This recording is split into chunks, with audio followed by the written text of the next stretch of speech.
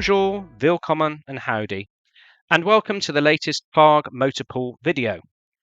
This short film's concentrating on inspecting, trying to start and possibly driving a number of Peugeot P4 Jeeps. These we brought back from an army base in France only a number of weeks ago. For those that don't know, the P4 is a 4x4 light utility vehicle made by Peugeot. It's currently used by the French military, but is being phased out after nearly 40 years of service. If you've seen our other videos, you will know that we brought across the channel a small number of panhard armoured cars recently, but whilst we were in France, securing and collecting those panhards, I had noticed a number of sad-looking of these P4 Jeeps dotted around the French army base. I did inquire about their availability and I was offered them all.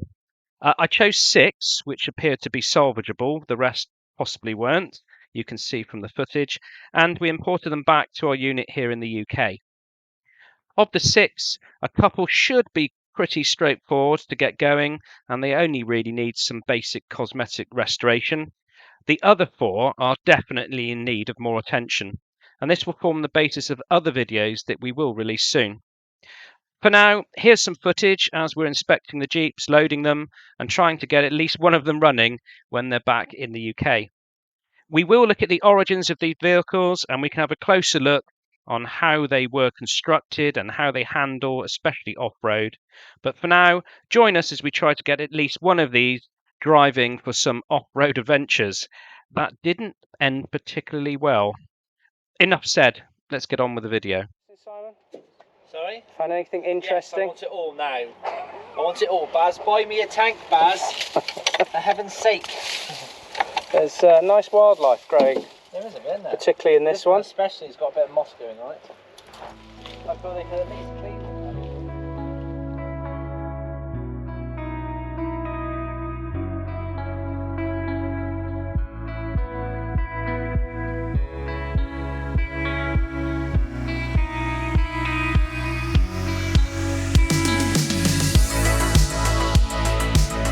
There we are, that's the one with all the wildlife. I dread to think what it's hiding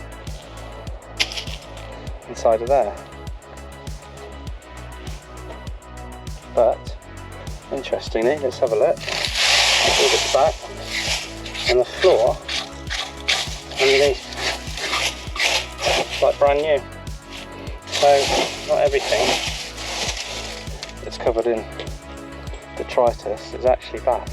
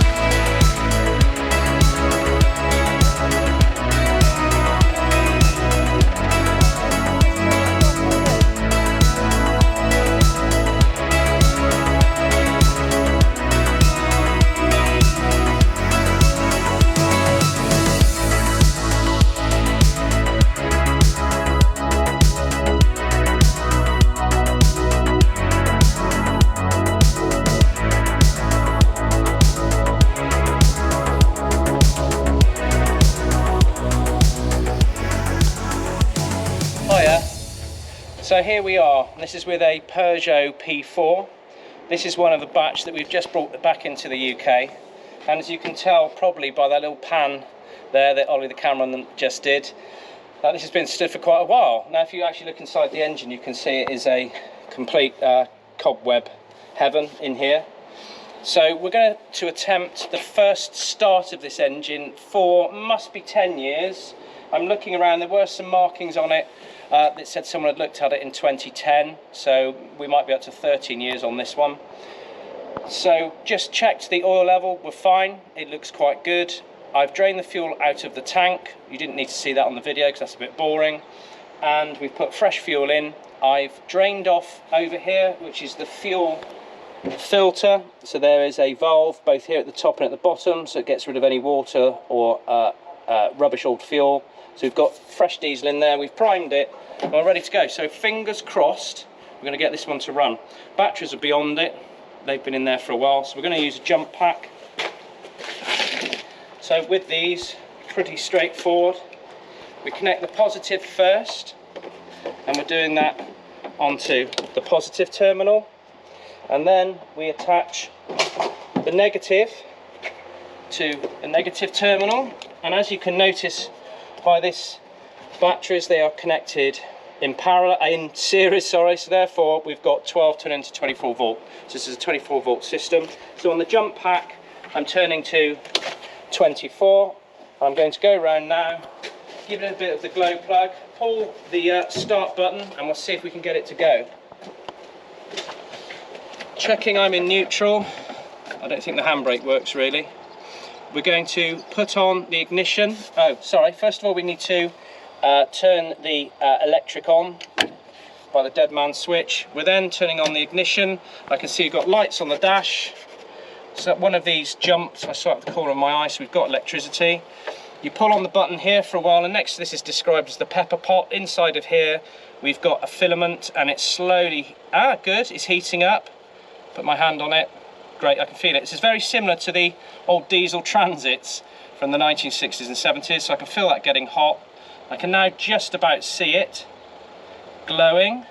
So double checking we're in neutral, and we're going to see if we can start it. So here we go. Now that is not bad. If you go round, Ollie, have a look at the exhaust and see what we've got coming out of it, please.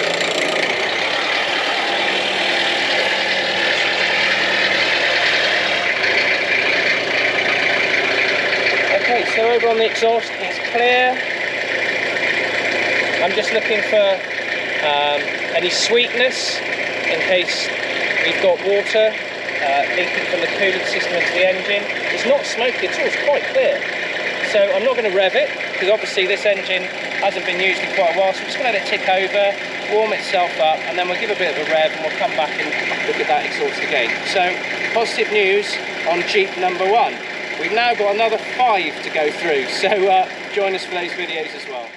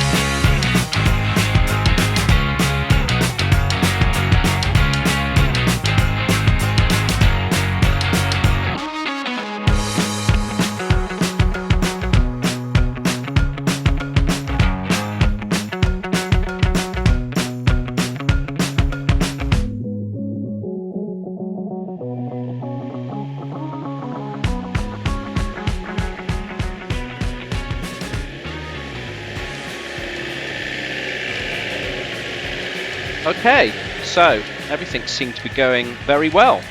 The Jeep started, it's running, and now we're actually driving it. We're going to now try out the four-wheel drive, the high and low ratio boxes, but it seems to be performing really, really well. We did notice it is a well-designed and well-balanced off-roader, and we're very impressed with it. We didn't really want to push it here. As you probably noticed, we had collapsed the roll cage, so we don't want to do anything that's too dangerous. So we're just going to take it easy and not do anything too strenuous.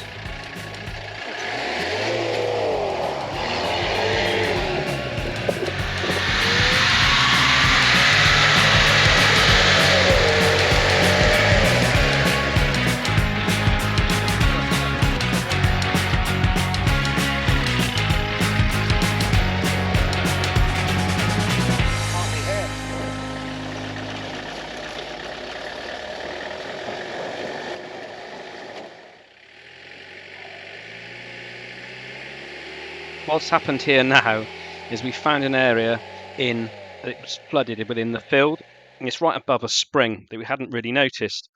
Unfortunately, Ollie was conducting his very first off-road driving experience when we became bogged down, so that came to an abrupt end. We had intended to deliver here a really nice shot of us driving past, but it's really just not going to happen. We were well and truly stuck. The field was so bad we couldn't really expect to use even the Hotchkiss Jeep, our support vehicle, to pull us out, so therefore there was only one answer to this problem: the Rough Rider.